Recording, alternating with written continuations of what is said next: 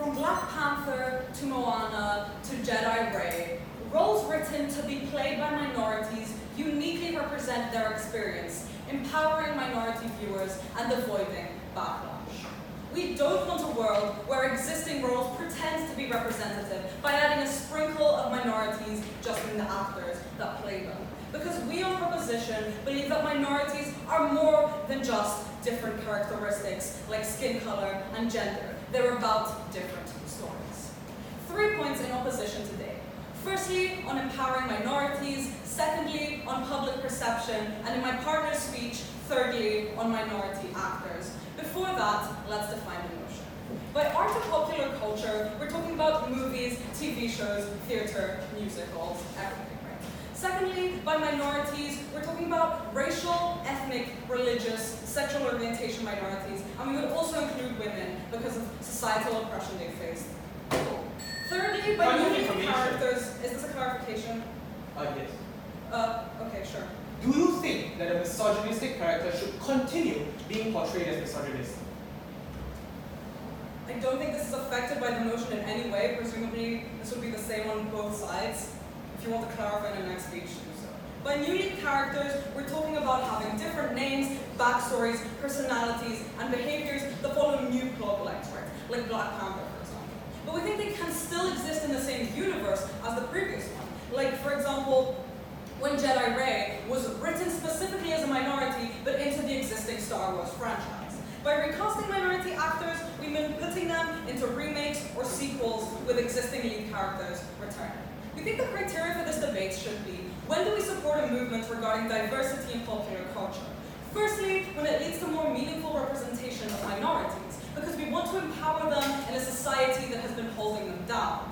Like, for example, we would be against white actors playing black characters with blackface. And secondly, when it leads to long-term acceptance, because we want to protect minorities from harmful societal perceptions. But now moving into my first argument about empowerment, where we claim that we empower minority communities because we tell their stories in mainstream media. This argument will prove that meaningful representation only comes when you see someone like you having their own story and character and not just having the same skin colors. So why do we reflect minority experiences more meaningfully? We think firstly, this happens because we write a new character, right? With a backstory, complexity, and nuance. This means that as a writer, you have to tell a compelling story about this person.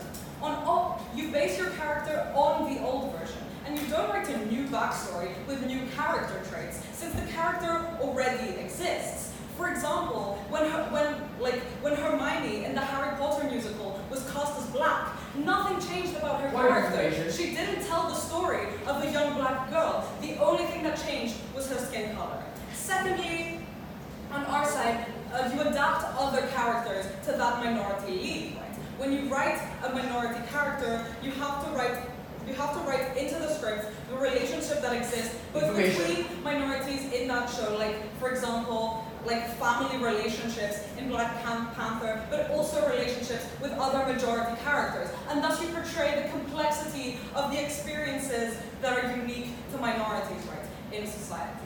We think when you recast, you don't have to consider minority experiences in a meaningful way, because instead, the minority is an afterthought into a pre-existing story. They're assimilated, they're unimportant. Listen, we're not saying that we get a perfectly nuanced Hollywood on our side, right? We're reasonable, but we think on the comparative, opposition is far more likely to be shallow and stereotyping of these minorities. Why? 2 reasons. Firstly, because of the visibility of what you change on all. Viewers already know the original story. They know what James Bond is meant to be about. And thus, what you add when you put a minority into that role sticks out like a sore thumb. It's thus perceived as how stereotypes would also be perceived. This is basically how, when in the new female reboot of Ghostbusters, they added period jokes simply because the new characters were women, right? This leads to stereotyping because you necessarily have to change specific things to indicate that a minority has been added. But secondly, on our side, we can reflect positive societal change through lead roles. Society has largely become much more accepting, much more open to minority narratives, and we can have pop culture that is celebratory of minority identities, like Moana, for example, which celebrates indigenous identities. Why is all of this important? Because we think we get much more meaningful representation. Indigenous girls are told that they can be their own Disney princesses with Moana, and not just the same Little Mermaid, just with darker skin. Their culture can be celebrated in the mainstream. And this is, even if this doesn't appear to be a significant difference on the outside, because you still have, the minorities' visual characteristics displayed, we think carrying with that the unique experience and narratives holds all of the crux of what representation truly is. In our world, minority stories are told with intent and caution, and not just as an afterthought. Minorities are told that they matter for who they are, instead of just being told to be content with seeing their skin color on TV. But now moving into my second argument, about how we lead to more positive perceptions of minority stories because we get less backlash. Before that, any points? Okay, this argument will prove that when we create new lead roles, we get less angry majority, less angry privileged people, and therefore have more exposure of minority stories. So how do people pursue new minority entertainment on our side?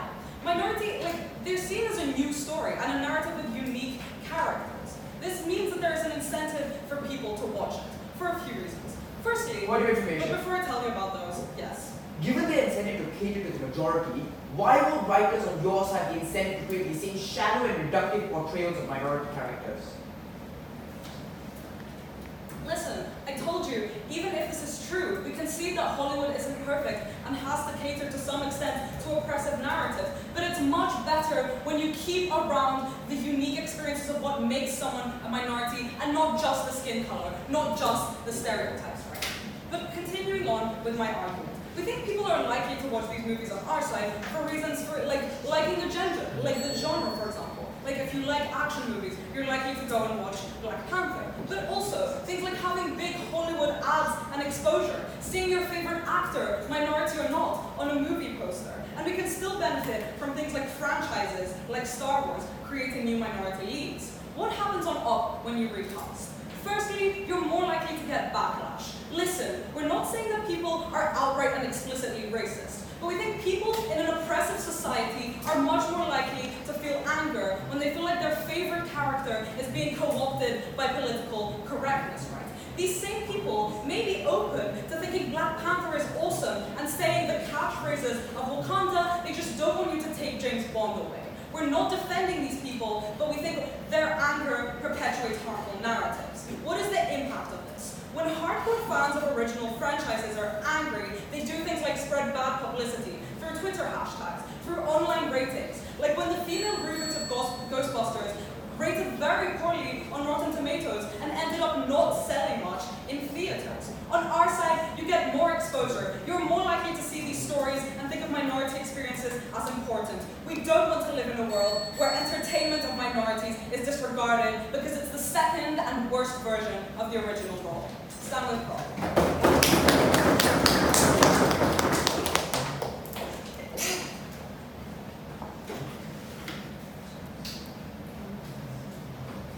Thank you for the contribution to the debate, and now call on the first speaker of the opposition.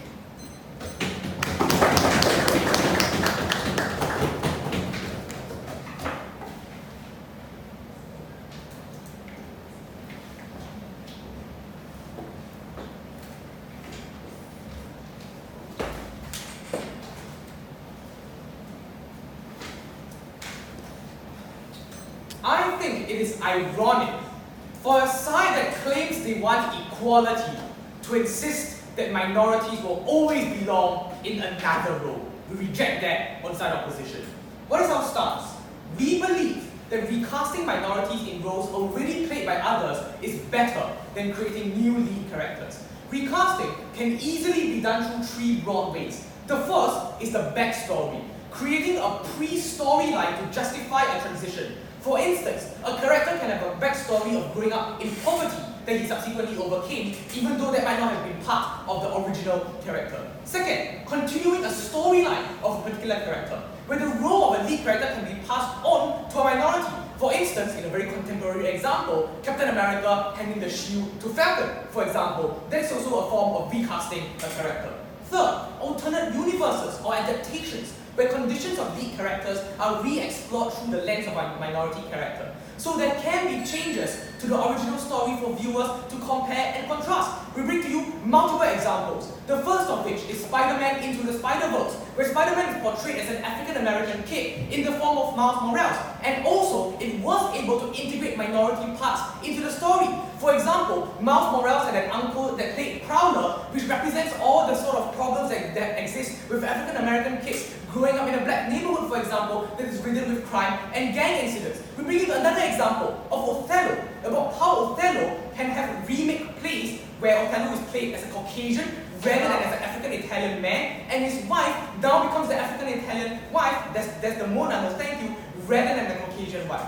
The value of this analysis is that our stories remain believable and enticing to the original audience, but crucially, we can incorporate new aspects of minority culture without having to make a new role. So we think that it is an unfair imposition on side proposition to say that there can only be visceral differences like a change in the skin color, but we cannot make minor tweaks to the storyline or the content, for example, because we think that all of that is within the purview of side opposition because it uses the same character, just minor tweaks, not an entirely new character that is unheard of. That is the key distinguishing factor between the two sides. Don't let them mislead you into saying that we can only change the skin color or the gender of a character.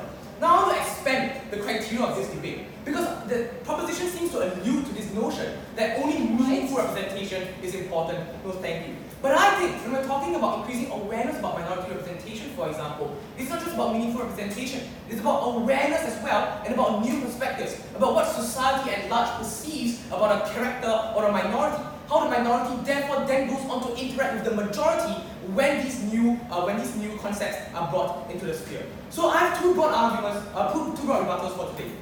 First, on empowering minorities, and second, on public perception. And on the first idea of empowering minorities, recognize that their side talks about the sprinkle representation on our side, but they themselves have no mechanism as to why the writers and the script writers on side proposition won't have the same sprinkle representation they talk about. We POI'd them about why these writers have any incentive to do so. They had no response, no structural reasons why the writers on side proposition who create new rules are not under the same stereotypes and the same discrimination and the same racism that they claim exists on our side. In my first argument later in my constructive, I'll prove to you why the writers on our side have even more incentive to be even more representative. Second question, on public perception. And they tell us that on our side, these characters will stick out like sore thumbs. But I think that is inherently racist of side proposition. To say that a black James Bond has significantly different characteristics just because he's black and just because he's not James Bond anymore. I don't think that line of argumentation has any relevance in today's debate, as I'll further prove in my argument how we're able to reintegrate these individuals. So my first argument on greater exposure to minority representation. And here in my first argument, I'll continue to clash with the lack of mechanism from side proposition as to how to better representation. The thesis of this argument is that recasting minorities in existing gender roles generates even more attention on minority representation. Premise: the industry of popular culture and art is ruthless, both in the production as well as the consumption stage. On production, most studios and production houses, filmmakers, have strict vetting processes for scripts because they demand security and certainty for profits. They often tend towards more established brand names, characters they know have sold before and will probably continue to sell again. That is why they often go for sequels and prequels, for example. On consumption, most art and culture consumers also tend towards the mainstream because they don't want to venture to new content that they're unsure of whether it's good or not. You don't know whether the money that you're about to spend on a movie ticket, no thank you, is worth it, whether the evening that you're going to spend watching a new play is worth it or not. And there's often an inherent inclination towards films that these individuals grew up liking. So even if the remake, the sequels are not as nice on our side, they think that it is better because these individuals often have emotional attachments to the films that they grew up watching as children, for example. Why is it better then that recasting is so much better for minority representation on our side as compared to new roles? 3 reasons. First, because recasting is more likely to be approved by production houses. It is safer and can make at least some profit because of the established brand name. And it doesn't have to be astronomical profits because these production houses would rather go for the certainty that you can make some profits rather than the risk that no one wants to watch a movie that is completely unheard of on side proposition. No, thank you. If anything, here's where I continue to clash with their first argument.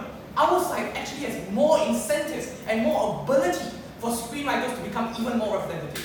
Why? Because if you're working with an established film, production houses are more likely to give you bigger budgets. They are better able to hire fact checkers, for example, or key experts on a representation in order to make sure that the recasting of the role is accurate and representative. When you go with established films, that is when production houses are more willing to give you more money to do these things. The second reason is because recasting is better able to capitalize on fan bases. And here I continue to clash with their argument on public perception. Because on our side, people are more likely to go with established roles that they want to identify with. So for example, when Spider-Man Into the Spider-Verse came out, for example, there wasn't huge or immense public backlash because people were generally very amenable to the idea of Spider-Man because they grew up watching that particular character, reading that particular comic books. So it is not true on side proposition to claim that there will be backlash. Why is this so important? Because representation for minorities is about scope, about how many people know about it. It is about the ability for you as a kid to go to school on dress-up day, hold on a moment, madam, and say, I can identify with this and not get weird stares from the majority population just because they haven't heard of this character before. But before I move on, yes, ma'am. Black Panther made a record in profits for the box office. Why can't this happen in other instances? Thank you, madam. I think that this contradicts your side because Black Panther rides on the coattails of the entire Avengers franchise, which goes against the principle on your side that people will stick with the majority perception and not like a new role. Second argument on breaking traditional oppressive strongholds. And the thesis of this argument is that recasting uniquely attacks all constructs that harm minority representation. When comparing content and production, people are only able to do so when there's a common basis of comparison. So for example, we are able to disarm negative stereotypes when the new release of the James Bond film that is played by a woman, for example, is able to show that being a womanizer is not cool in society and not intrinsic to the character of James Bond. It is on our side when we show that there is no enclaving of minority representation because there is no one in society that says only black people can play this particular character, only the majority of people can play this majority character. On our side, we increase the representation for minority cultures because we have better incentives and better abilities. On our side, we believe that recasting recaptures our audience. We oppose.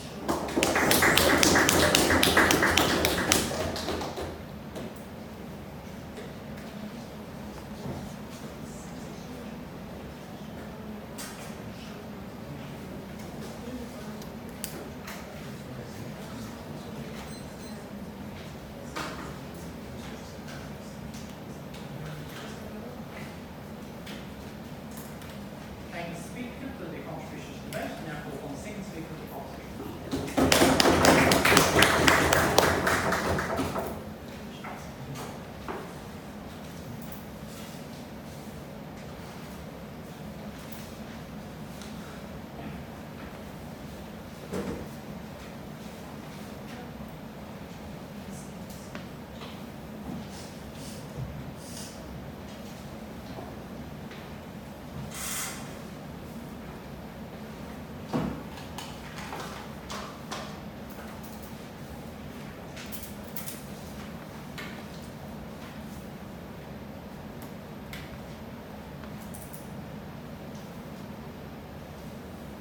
When they talk to us about changing the entire backstory of characters that they're recasting on their side, we think this does two things. First of all, it concedes a lot of what we told you in first proposition about how they want to tell these new stories, about how we want to give accurate representations of what minorities' lives look like. Exactly our first point. But also, secondly, it implicitly concedes what we've been telling you about backlash from fans of these original stories, right? Because when you change the backstory so much, when you change the character that these fans do love and are their beloved childhood characters, exactly what Team Singapore has been talking to you about, we think that you do get this type of backlash. You get the backlash of them thinking that political correctness is changing their cultural icons, right? We've already told you, firstly, about empowering minorities, secondly, about public perception. I'm going to talk to you about minority actors, but before I do so, rebuttal. So, as we've told you about this backstory, we think that even if they can change it a little bit on their side, it's not enough, right? It's not enough to just take a character that already exists and change some small things about their backstory in order to get the type that Team Singapore agrees with us we should have, right? Agrees with us that we should be telling these stories. We think on our side of the house, we achieve this much better when you have new characters being created, new characters being able to tell these stories. They tried to rebut this by telling us that we're just going to sprinkle in some parts of these characters into these new roles. But we told you in our first speech, and we did not get a response, about why this isn't likely to happen.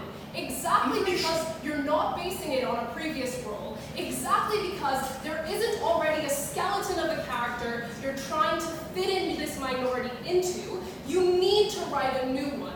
You need to tell the story of this new character. You need to make this story be reflective of their experiences. And also, we think that there isn't going to be like stereotyping on our side, right? Exactly because on opposition, backlash is going to be about the recast. Backlash is going to be about taking away James Bond from the hardcore fans. On proposition, even in our worst case, even when these stories aren't necessarily as representative of the minorities and rather are slightly stereotyping, we told you it's not likely because our societies are getting more progressive. But also, we think that the backlash is going to go to those stereotypes, right? Rather than focusing on the recasting, they're going to focus on the content of the film. They're going to focus on the fact that if there is stereotyping, it will be pointed out. This means that on our side, you actually get less stereotypes. You actually get a better telling of this story. But then they told us that people have little interest in movies that have minorities in them.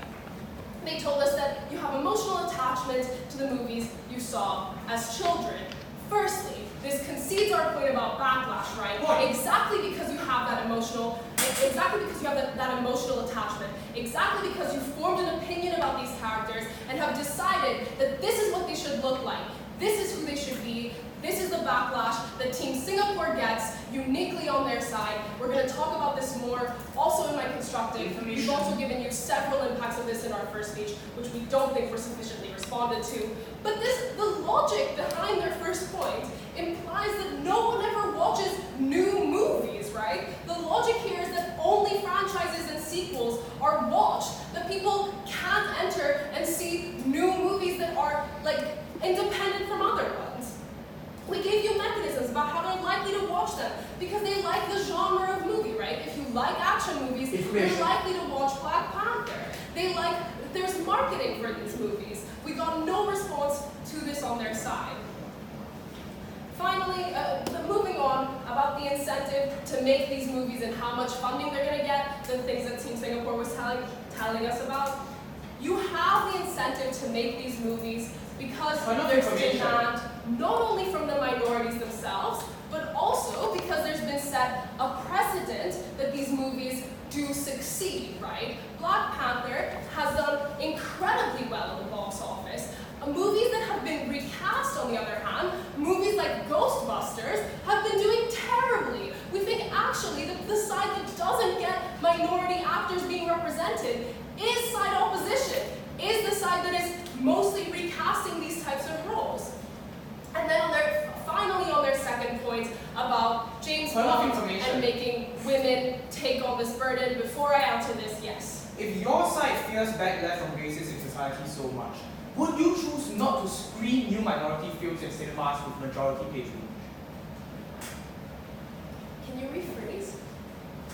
So if your side thinks that backlash from racists are so harmful, would you then not show any new minority films in cinemas where it is known for majority Of vote? course not. We just think that we want to minimize this backlash as much as possible. We've given you many reasons as to why this backlash is so much worse on Team Singapore, and we haven't been given a response. Okay, finally, about their second point, about improving this narrative, we don't think that you should be putting this burden on women to show that womanizing isn't a good idea, right? We think that other people should be actually doing this, and women can be telling their own stories. These minorities can have their own impactful movies, right? But now moving into my constructive about the impact on minority actors. Our claim is that there's a significant backlash that targets them. So, as we've told you, there's extreme backlash on our side. But why do these minority actors take these roles anyways? Because, firstly, on side opposition, these are some of the biggest and most frequent roles, right? Like, these roles are seen as potentially money-making. For minorities, are these recasted ones, right? They also think that they're going to make it big. Often, they believe that these sequels are going to be popular and make these actors famous exactly because of the rationale that Team Singapore gave you, right? Instead, these roles attract extreme backlash. This is important for two main reasons. Firstly, actors are targeted.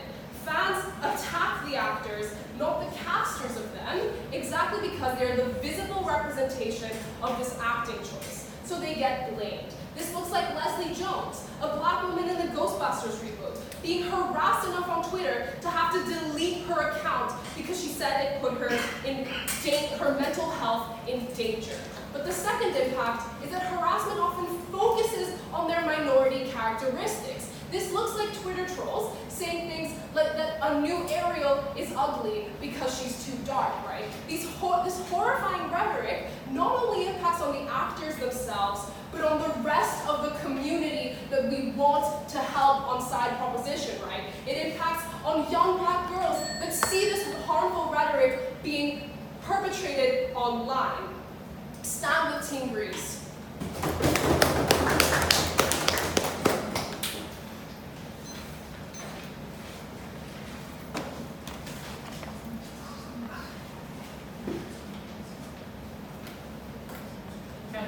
The contribution to the debate, now call upon the Secretary of the Office.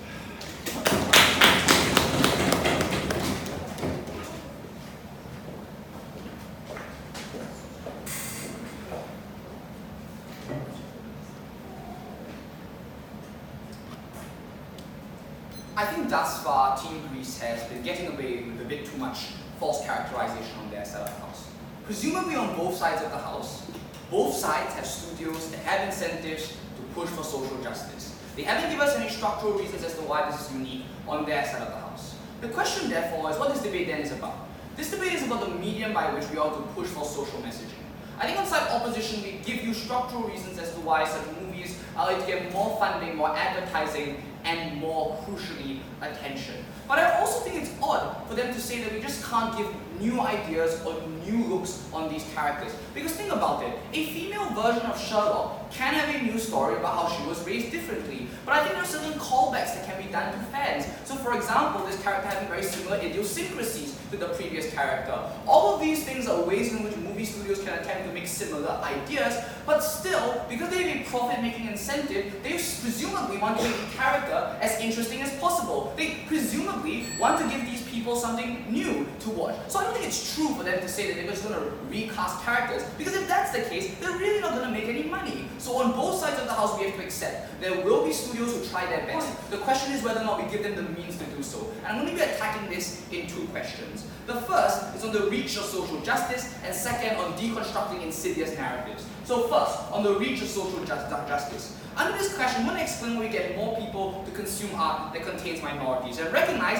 that this is important in this debate because it's the main way that prop will be able to achieve the vast majority of their benefits. Recognize that cultural resonance occurs with majorities appreciating. This is for two reasons. The first is because often people trade stories about ideas about things that they've watched. So watching a film is also important because about the people that you watch that film with. The second reason is because the benefits of their case only go as far as the scale and quality of anything on their side. So why do you not get this on their side of the house? Matthew gives you a couple of reasons. Matthew explains that the movie industry is incredibly risk averse. Because in other areas, for example like testing products, you can have a test group to watch a movie. You can't do that with art, for example, because your test group is the art itself. What that means is that movie studios don't want to spend exorbitant amounts of money on things like world building, character building, pushing out new trailers, lots of ideas, and they have to straddle that with, for example, adding things like spoilers in a movie. On their side of the house, new characters often become extremely hard for people to add to these areas. And that often means that movie studios choose to do a lot less on their side of the house. The comparative is actually very different.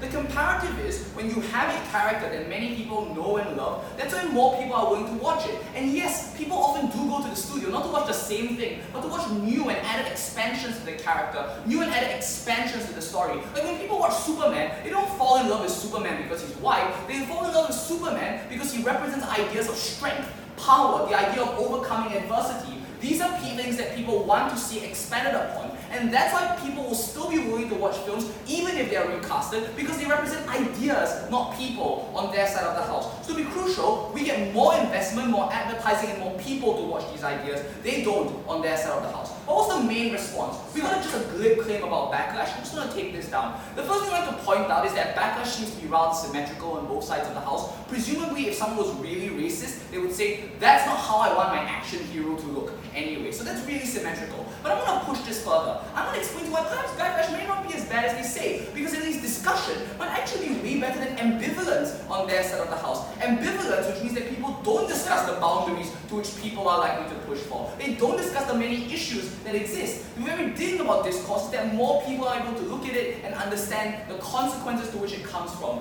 But I think it's also important to recognize that people aren't actively racist. People want to hide their racism sometimes, or they're more subtle in nature. And what that means is that people aren't going to hate a character just because he's African American, or more, for example, because they think that the story is not good. They can't say it on our side of the house because that character has been tried and tested, and people know that it's good. So I think it's wrong for them to say all of these structural reasons, for all these structural reasons. So to be clear, they get significantly less of their benefits on their side of the house because people don't want to invest in new movies, because people don't want to watch them. Second question then on deconstruction of insidious narratives. I think it's important for us to recognize that if we want to move forward as a culture, we cannot just continue with the status quo. We cannot just add characters to the singular universe that exists. We need to push forth with new frontiers. But before that, please.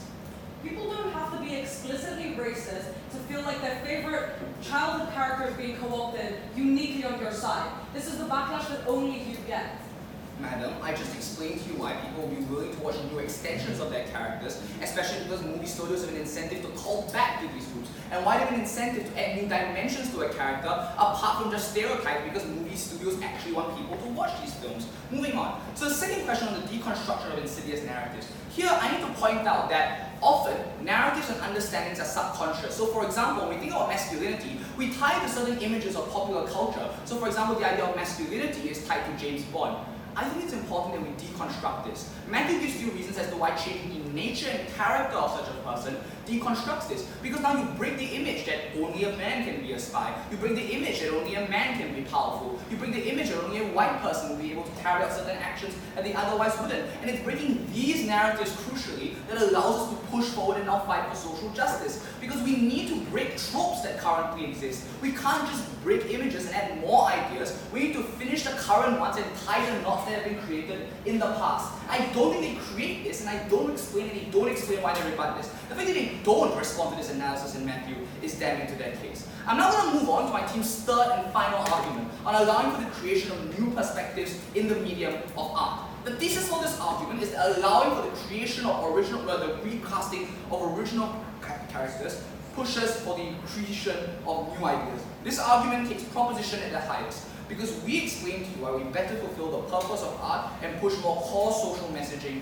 at all. The premise of this argument is very simple. Art runs on perspectives, and I think this is relatively important. Art from the very beginning of time, like Shakespeare, was all about stepping into another man's shoes and accepting how they were able to feel. So the second premise of this argument then is how we allow this better to happen on our side of the house. The main reason is scope. So for example, co-opting a character with certain thoughts, images, or ideals that many people have already known means that people are more willing to empathize with that character in the first place. So what's important here is that people already empathize with this character. The way that we push this is when we flip it on them. So here's a good example of this. Watching the movie 12 Angry Men might give us some understanding of how, for example, racist a courthouse might be towards African Americans. But it also talks to us about power structures of men.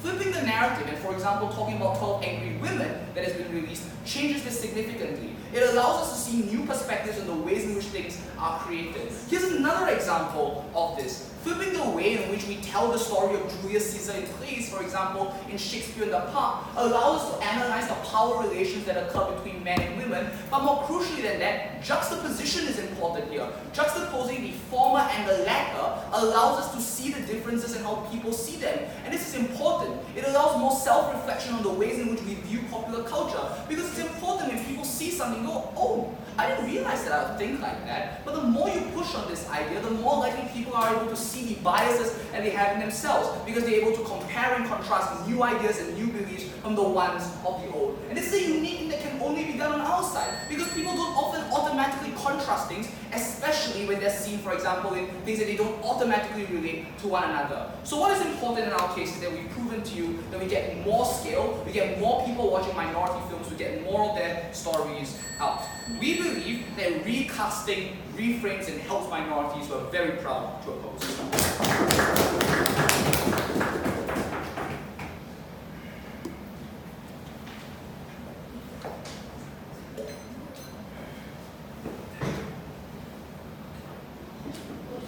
Captain speaks for the contribution to the debate. Now call on the third speaker of opposition.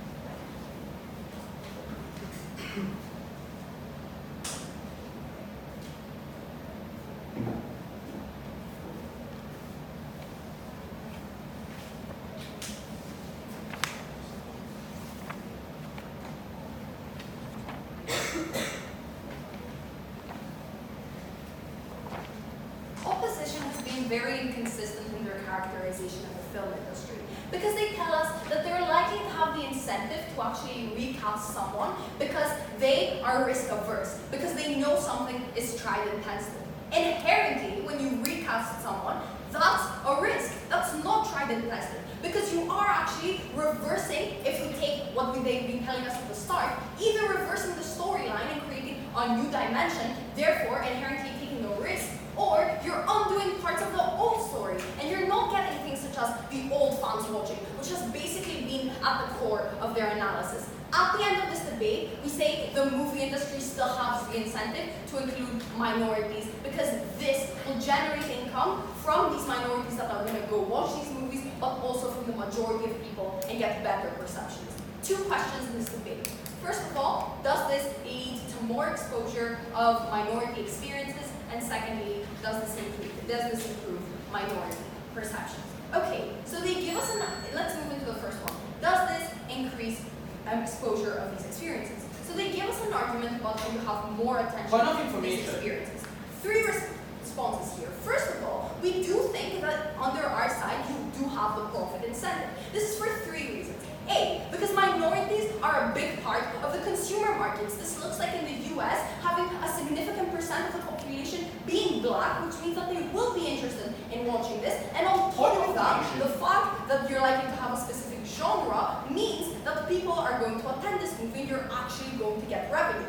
This is a structural reason, alongside all the things we've been telling you, such as the fact that you do have a new storyline and you need to think of the experience and make it more representative, because you get the backlash of this very community, and the fact that you have to restructure the narrative around that minority character. We've told you structural reasons, and they can't misrepresent this on this. But second of all, even if you really can't get any revenue, just cast a famous person alongside that minority character. This is not exclusive on our side of the house. This can look like a very famous actress that might or might not be minority, which, by the way, we think there are many actresses that are minorities, so you can get these famous actresses or actors playing these roles, getting that revenue, or you can just cast someone else alongside to actually get it. This proves to you that there are alternatives to increase revenue and increase production for the movie industry that we do get under our side of the house, because this actually does lead to more revenues. But third of all, they say that the reason that this will happen is because it's tried and tested by the movie industry.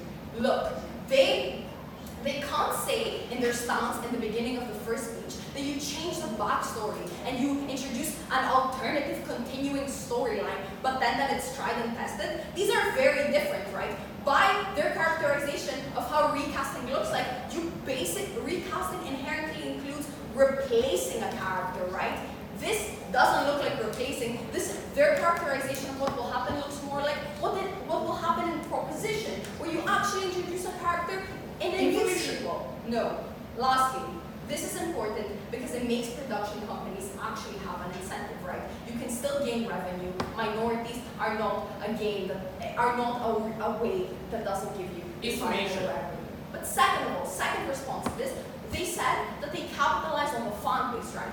First of all, the fan base, even if we conceded this, they don't really increase the demographics and the number of people that are exposed to these movies. Because presumably these fan bases are like very small that are willing to go again to watch a movie that's so remade. They can't claim that they increase the exposure that exists to these minority experiences in the movie industry, but then say that only the fan base will watch these. We gave you incentives on our side of the house why people will still want to watch this. Things such as the fact that this is a genre, things such as the fact that the Hollywood industry can promote this. We haven't had a sufficient response yet. Yes? Given all the incentives that you mentioned on your side of the house for filmmakers to put effort into new productions, why wouldn't the same incentives exist on our side? Because you can't. Okay, what I told you is that if you really want to get revenue for a movie, you can also have a famous actor alongside. When you remake something, you change on your side of the house, you change the whole cast. You don't have the initial things that gain you the profit. We think you only get this under our side of the house. But let's move on to what we gave you. We told you you get more exposure because of the fact that you do, because of the fact that actually leads to new characters being built, and this is actually more meaningful. We told you about the impacts this has on people of these communities. The fact that they have the ability to see themselves in the media and know that their culture and their self isn't just a characteristic that's used superficially in order to recast. We think in the end of the day, we do win this clash and we do get these valuable impacts, which they really haven't engaged with when it comes to the response these communities will have. But now, let's look at the second clash. Do you create or improve perceptions? No, thank you. So in their second speech, they tell you that you actually do change these perceptions, right? So a response to this is that that's not what recasting looks like, right? The recasting looks like adding some new jokes, not changing the fundamental characters of the story. And it doesn't work on how you characterize the movie industry. But even if there are more movies on their side, ours have a better impact because you tell minorities that they're not a skin color and that their unique experiences matters and it has their own story. This is the only way to get meaningful representation, and this is what we said in our first, and they have completely dismissed that, right? Lastly, this point they brought to you about, this point that they gave us about how you have more, this point you have that you recast people and attack old constructs. Two responses here. First of all, these wouldn't exist in proposition either, because if you're casting a black character, you're not going to cast another character that's racist. So at their best, we get equal benefits on both sides of the house. But secondly, they undo this because the reason when you recast someone, you fundamentally undo the storyline. And don't believe them when they tell you that people will buy into this. Because what their point actually looks like, it's changing who James Bond is. This is important because fans won't buy into the storyline anymore and will think that this is just changing the storyline that they were so invested in. Take all their mechanisms about how fans have an emotional connection to these characters. We can see to this and we think all the things we've told you about backlash actually get worse. We told you on our side of the house that this backlash doesn't allow these minority experiences to progress. It leads to things such as hating the actors and spreading racist and sexist rhetoric on platforms that are available to so many people, and actually entrenching and worsening the issues that exist. They haven't told us, they haven't responded to the point we brought you in our second speech, and they haven't told us a way in which they actually deal with this backlash. In the end of the day, both sides want media representation, but we do it through making it meaningful, through making it representative, through actually reconsidering these minority experiences and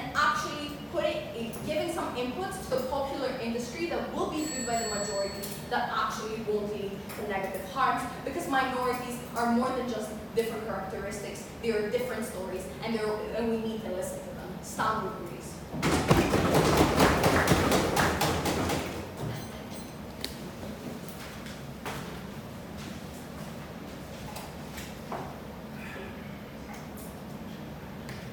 Speaker for the contributions to the debate, now call upon third speaker for the opposition.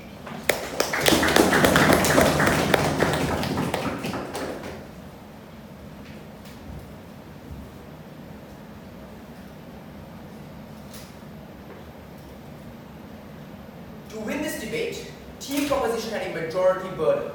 This means that they had to prove that in the majority of circumstances, recasting a character was worse than creating an entirely new character. And I think that even if I sit down now and accept all of the arguments, they still haven't fulfilled this due to their shrinking case right down to third speaker. In first, they started off with high intentions on engaging the full spectrum of movies and theatre, literature and art. But by the end, their policy only worked in a select few circumstances. It had to be a movie in a franchise, with aggressive marketing, in a popular genre, with a famous actor. Essentially, Black Panther. They need to engage with the majority in this debate. I don't think they have down the line. The second thing I want to clear up before I start is just what does recasting look like? Because we get a late policy attack in third speaker. And if you notice, it's extremely contradictory. On the one hand, she says that only small details will be changed. But on the other hand, suddenly we require a major rewriting of the storyline. Very convenient changing of characterization whenever it suited their responses. What was the reality? We told you right from the top in Matthew that people watch movies not just because of specific characters, but because of the values and the ideals that characters represent. That's why even if you recast, the values remain the same and the people will watch it. We think it's insulting to claim that a black James Bond or a black Superman does not represent the same values. We don't think this major rewriting of storyline is necessary. I want to talk about 2 points of contention. And this is what we told you were the criteria for what art should do in a social justice debate. First, on awareness. Second, on representation.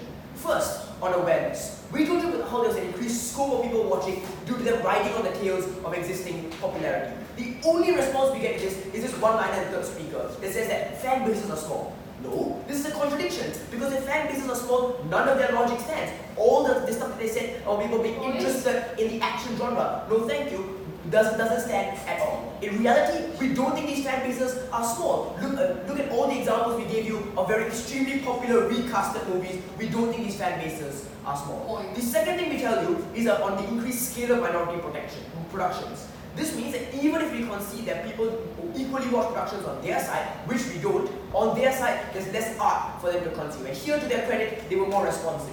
The first thing that the third speaker says that just get a famous actor, it might or might not be a minority. First of all, that already concedes stuff they said in their first two speakers, or how it was extremely valuable that new minority actors portray these roles. I think they have to choose between either forsaking on some movies or the second speaker substantive of minority actors. Second, they can't just do this mechanism by magic. Popular actors demand money. If the film is not going to succeed because there's no fan base, where is this money going to come from? I don't think they can just get a popular actor on their side. The second response was, oh, it's an interesting genre. Sure, but in the same genre, there are many competing films. And I think, I think as compared to a small minority film that no one has ever heard of, people are more interested to watch John Wick 3 or Fast and Furious 8, for example, because these already have existing fan bases that support them.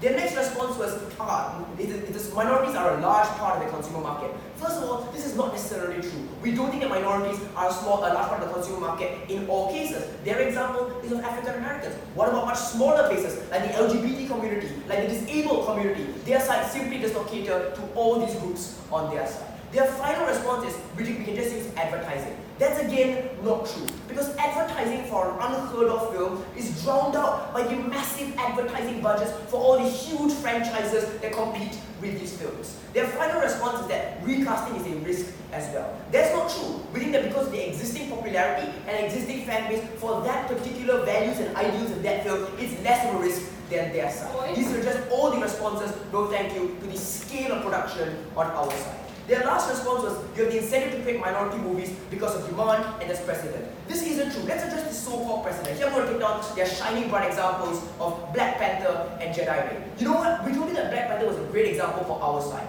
Yes, he is a new lead character, but note that the time he rose to popularity, the strategic timing that Marvel released the movie was 2018. This was the height of the MCU and the Avengers franchise. That was the reason that Black Panther was so powerful, is because he rode on the large wave of support for the Avengers and the MCU. In the majority of the cases, in the majority of their side, these examples, hold on a moment, don't have the same support to ride on. What are they going to do when films other than the Black Panther don't have the same Marvel Cinematic Universe to ride on? We did hear a response from first speaker. Sure. This isn't only about the fan base's size. Fan bases on your side feel personally attacked by the change they perceive as dramatic to their beloved characters. Why is recasting not a risk? Thank you. So this addresses the whole backlash and public perception argument. I'm going to get to that later. I'll flag it for you then.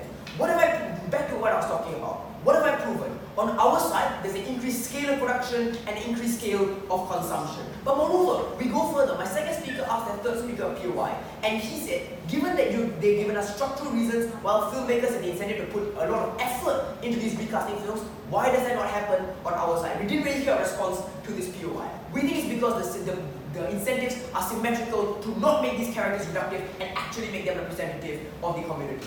I'm not going to deal with their argument on backlash and their point of information. We totally know there's a spectrum of individuals in society. There were those really discriminatory ones and there were those on the middle ground. We want on both. First, on the really discriminatory individuals. We told you right from first speaker that it's much harder to degrade and target a character that you love and are passionate about. We think this wins on the really, really discriminatory individuals. On the middle ground, we give you reasons like performative progressivism, why discrimination is much more subtle today. We thought it was unpopular to say, I don't like this character because he's black. But it wasn't unpopular to say, I just don't like this character because he's not very imaginative storyline. That changes on our side. When really racist individuals have to come out and say, I don't like this individual because he's black. That's when it's benefited on our side. My second speaker told you why discourse was better than ambivalence. This also takes down the second speaker's argument about minority actors because it was hung on backlash. Let's go even further. We think we benefit minority actors and all the children who want to be actors on our side because we increase movie production and this art is more successful. If they really want to talk about backlash, I will give you the example of Kelly Marie Tran, who was told by Star Wars fans that her portrayal of Rose Tico was terrible because it wasn't imaginative. That was because it was a new character that people didn't like on their side. If they would care about backlash, they would be supporting our side. What have I shown you? On our side, there's more consumption of art and culture representing minorities, there's more art raising awareness on minority issues, and there's a decrease in backlash. Second point of contention on representation. Their main argument here is that there's more shallow and stereotypical characters on our side. That's not true. We challenge them to give us a systemic reason other than the frankly racist notion of sticking out like a sore thumb. And we only heard one thing, that you need this character to be representative of experiences and therefore you can't fit it into the mold of the existing character. That's not true. We're talking about backstories and sequels being able to fit with the mold of the existing character as well as talk about all the minority issues on our side as well. But next, I don't think there's any minority meaningful difference because if artists wanted to be reductive and shallow, it would happen on their side too. Even in new characters, you can have very shallow, very stereotypical characters on their side. I don't think this is a benefit they can claim. What do we tell you instead? We give you 3 mechanisms in Matthew to combat discriminatory rhetoric. You know, this continues to clash with their notion of discrimination. We told you 1, on breaking stereotypes, 2, on reforming discriminatory characters, and 3, that we told you about the major traits of the majority group are not intrinsic to this character. We don't think that any of them have been responded to right from first speaker. This is important and fatal to their case. I want you to ask ourselves why it was they were afraid to engage with these arguments. What have we proven? We better awareness, we better representation, we better help the vulnerable minority groups because we think that recasting recaptures the audience. Very proud to oppose.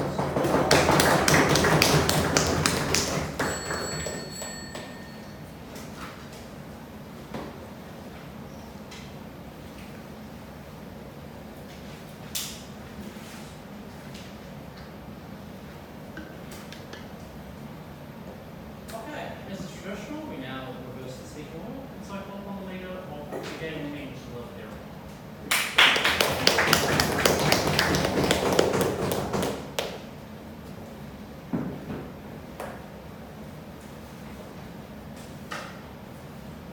I want to begin this reply with a very simple question. Why do people tell stories? Just on side opposition, we were clear. People tell stories because heroes represent images that we like to see in ourselves. We don't think that changes on our side. Because when we allow the fans of original series to see the values that are represented in these individuals. That's when we bring more people on board with minority culture. That's when we allow more people to see the unique idiosyncrasies of these characters. And recognize that all of Team Grease's arguments unravel in a very simple question. How exactly did the incentives of filmmakers and producers and tastemakers on their side change? When we asked them this in a point of information, they couldn't give an answer. That makes the debate very clear. This debate is not about racist caricatures. This debate is about the vehicle of social justice that we ought to choose. And I'm going to explain to you, by walking through the two worlds at the end of this debate, to explain to you why the world of the opposition was significantly better. But first, the world of the proposition. The world of the proposition was the world of the African-American child who brings his favorite superhero to school, only to throw it in the trash when he goes home because nobody recognized who it was. The world of the proposition was a world in which minorities will not be able to as often see themselves on screen. This is often because of the fact that, as we said, which wasn't really responded to at all, by the way, about how filmmakers often are incredibly risk-averse, how fan bases are often incredibly risky, why all of these things explain and suggest why their side gets significantly less political capital and support for these films. And Christian, importantly, this is where all of their benefits, including their first, second, and third arguments, were hung. So in the world of proposition, I don't think they get the representation that they want. I think moreover, in the world of proposition, they don't even win their argument on backlash, because we gave you structural responses all the way down the line. In the proposition, racists will remain to be racist. People will still continue to say that the action heroes that they pump out on their side don't quite look like action heroes at all. But I think what's important to recognize in this debate, therefore, is that the world of the proposition was unable to deconstruct the pre-existing narratives that caused these ideas to come out in the first place. So look at all the tropes that currently exist in their world. Yes, they have new characters, but tropes and classics like James Bond still continue to tickle the imagination of children all around the world. If that's the image of a spy that they want to have on their side of the house, because they don't deconstruct the fundamental images of masculinity that are tied to saving the world, then I think they don't get the benefits of social justice. So to be very clear, the side proposition has equal amounts of backlash, but they don't reduce the amount of minority benefits that they have on their side. So all of their benefits don't accrue. In fact, they make it significantly worse for all of these reasons. So let's now transition away from the proposition's world to the world of the opposition. We were a world that recognized that filmmakers on both sides of the house had the incentive to make films watchable for all. The question, therefore, is how we empowered them to carry out this activity. And it was the world of the opposition that explained how that was done. Because we were the world that explained why they would have more investment into these movies. We were the world that explained why people would be more willing to watch these movies in the first place. Because people who have emotional connections don't just watch these movies because of the fact of a skin color. They often watch these movies because they represent values and idiosyncrasies and jokes that they themselves understand. So for example, I'm a great fan of Sherlock. I think I would continue watching it if they changed the gender. Same with Doctor Who, because Doctor Who is a character that's constantly passed down because of certain ideals and idiosyncrasies that exist in this debate. So to be clear, fans will watch them because they care about the values that they're created. But I think what's important is that in the world of the opposition, people get and watch these films together. That cultural capital on both sides of the house that we want is only acquired in opposition. It's in the world of the opposition where people are actually able to hear the new stories and new voices of minorities, because people watch them, people understand them, people admire them. We believe that recasting recaptures our audience. I've never been prouder to oppose.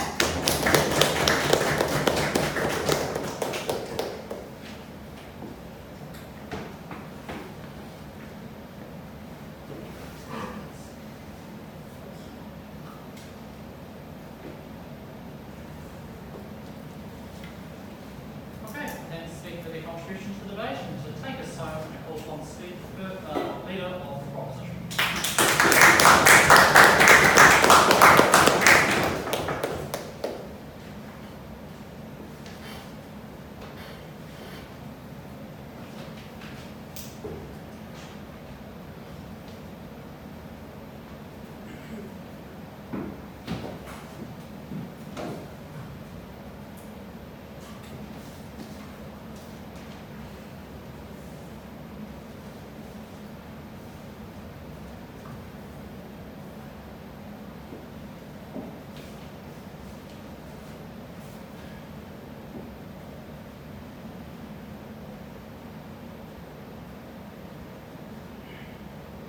Singapore began this debate characterizing these characters that will be recasted as beloved childhood roles. When they realized that people are attached to a childhood character and thus are unlikely to welcome this change, they completely dropped this rhetoric.